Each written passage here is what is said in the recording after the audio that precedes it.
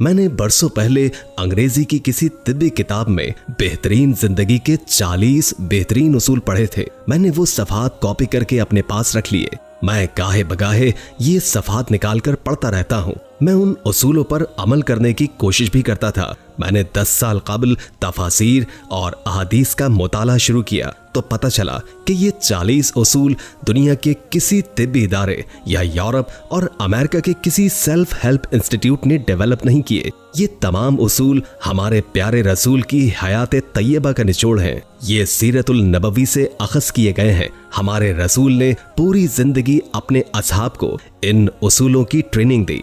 आप सल्लल्लाहु अलैहि वसल्लम के सहाबा कराम बेहतरीन जिंदगी के इन 40 बेहतरीन उसूलों की चलती फिरती तस्वीर थे। मैंने उस दिन से उन उसूलों पर इबादत की तरह अमल शुरू कर दिया। गो कि मैं अभी तक इन पर मुकम्मल अमल दरामद नहीं कर सका, लेकिन मुझे यकीन है कि अल्लाह ताला मेरी तौफीक में जरूर इजाफा करेगा और मैं किसी न किसी दिन आप सल्लल्लाहु अलैहि वसल्लम के वज़ा करता इन उसूलों पर अमल करने में कामयाब हो जाऊंगा इंशाअल्लाह। ये 40 उसूल क्या हैं? आप वो उसूल और उन उसूलों की जदीद साइंसी तौजीहात मुलाहिज़ा कीजिए। मुझसे अगर तशरीह में कोई गलती हो जाए तो मुझे मुआफ कर दीजिएगा। मेरे लिए दुआ भी फरमाइएगा। आप सल्लल्लाहु अलैहि वसल्लम ने फरमाया, फजर और इशराक, असर और मगरिब और इशा के दरमियान सोने से बाज रहा करो।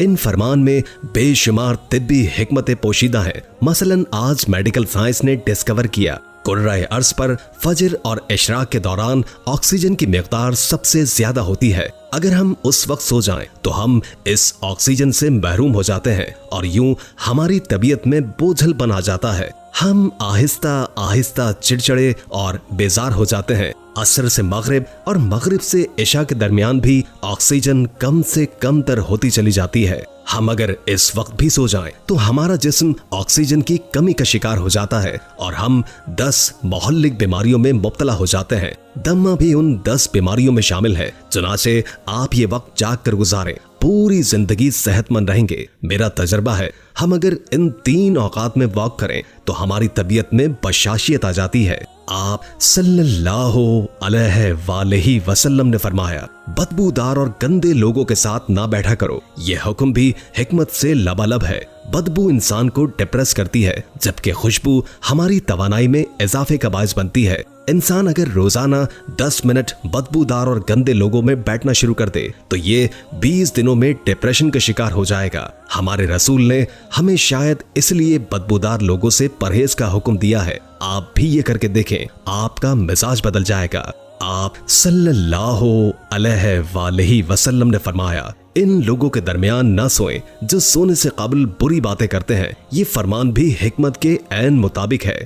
आज साइंस ने डिस्कवर किया, नींद से कबल हमारी आखिरी गुफ्तगू हमारे ख्वाबों का मौजू होती है और ये ख्वाब हमारे अगले दिन का मूड तय करते हैं। हम अगर बुरा सुनकर सोएंगे तो हम बुरे ख्वाब देखेंगे और हमारे बुरे ख्वाब हमारे आने वाले दिन का मूड बन जाएंगे। हम ख्वाबों के तय करदा मूड के मुताबिक जिंदगी गुजारते हैं। चुनाचे नींद से कबल हमारी आखिरी महफिल अच्छी होनी चाहिए, हमारा अगला दिन अच्छा गुजरेगा। फरमाया, तुम बाएं हाथ से खाना न खाओ। ये फरमान भी ऐन साइंसी है। हमारे दिमाग के 2 हिस्से हैं, दायां और बायां। दायां हिस्सा मजबूत और बायां मनफी होता है। जब हम अपने जिस्म को दाएं हाथ से फीड करते हैं तो हमारी मजबूत सोच मजबूत होती है और हम जब अपने बदन को बाएं हाथ से खिलाते हैं तो हमारी मनफी सोच ताकतवर होती चली जाती है।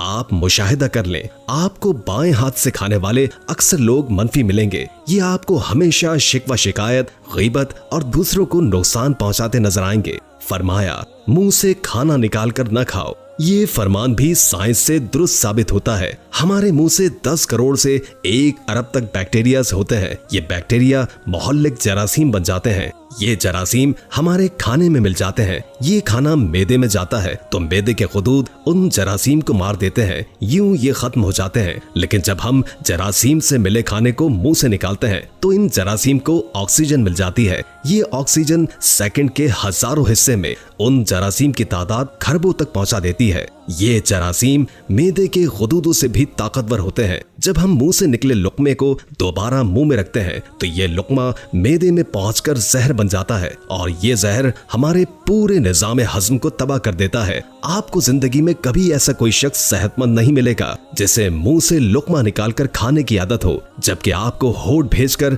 और आवाज पैदा किए बगैर खाने वाले लोग हमेशा सेहतमंद मिलेंगे। हमारे रसूल सल्लल्लाहु अलैहि वसल्लम ने फरमाया, हाथ के कड़ाके ना निकाला करो। साइंस का कहना है हम में से जो लोग उंगलियों के कड़ाके निकालते हैं उनके जोड़ खुलना शुरू हो जाते हैं और ये जल्द आर्थराइटिस का शिकार हो जाते हैं। ये जोड़ों के दर्द की शिकायत भी करते हैं। फरमाया, जूता पहनने से कबल इसे झाड़ लिया करो। हमारी जिंदगी के आम वाकयात में कीड़े मकोड़े, बिच्छू, छिपकलियां, छोटे सांप और भेड़ें हमारे जूतों में पनाह ले लेती हैं। हमारे बच्चे भी जूतों में कील, कांटे और ब्लेड फेंक देते हैं। चुनाचे जब हम जूता पहनते हैं तो हमारे पांव जख्मी हो सकते हैं या फिर हमें कीड़े मकोड़े काट लेते हैं। लिहाजा जूता पहनने से कबल इसे झाड़ लेना हमेशा फायदेमंद रहता है।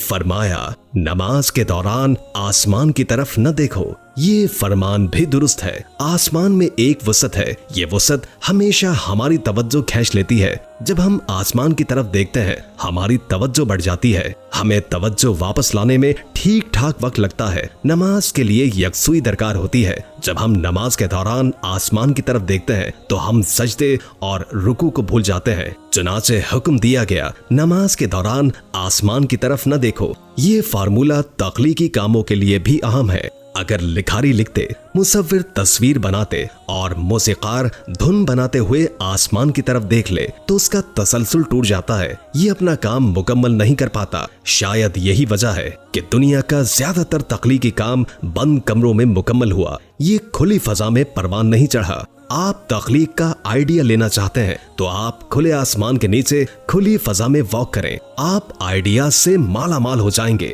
लेकिन आप अगर इन आइडियाज पर काम करना चाहते हैं तो फिर आप बंद कमरे में जाएं। आप कमाल कर देंगे। आपको अंबिया, औलिया और बुजुर्गाने दीन भी बंद गारों में मुराकबे करते मिलेंगे।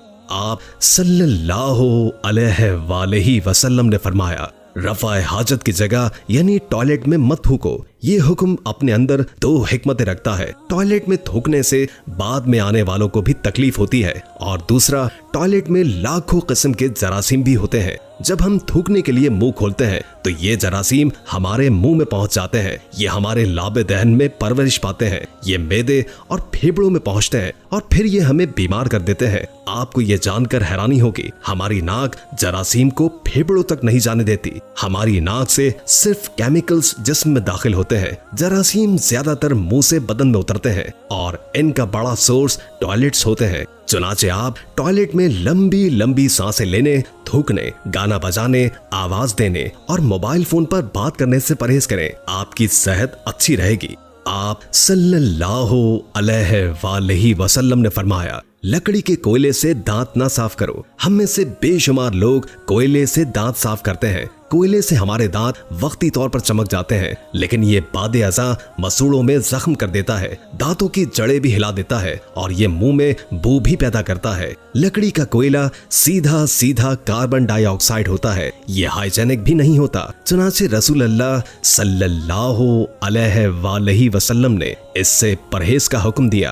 आप सल्लल्लाहु अलैहि वसल्लम ने फरमाया, हमेशा बैठकर कपड़े तब्दील किया करो। हम में से अक्सर लोग शलवार, पतलून या पाजामा पहनते वक्त अपनी टांग फंसा बैठते हैं और गिर पड़ते हैं। हम में से हर शख्स जिंदगी में कभी न कभी इस सूरत हाल का शिकार जरूर होता है। बिलखुसूस हम बुढ़ापे में शलवार या पतलून बदलते वक्त जरूर गिरते हैं। आप सल्लल्लाहु अलैहि वसल्लम ने शायद इस किस्म के हादसात से बचने के लिए ये हुक्म जारी फरमाया था और आप सल्लल्लाहु अलैहि वसल्लम ने फरमाया, अपने दांतों से सख्त चीज मत तोड़ा करो। हम में से अक्सर लोग बादाम, अखरोट या नीम पका गोश्त तोड़ने की कोशिश में अपने दांत तोड़वा बैठते हैं। दांत एक्टिव जिंदगी का कीमती तरीन असासा होते हैं। आप सल्लल्लाहु अलैहि वसल्लम ने शायद इसलिए दांतों को सख्त चीजों से बचाने का हुक्म दिया था। दोस्तों, आप अपनी जिंदगी में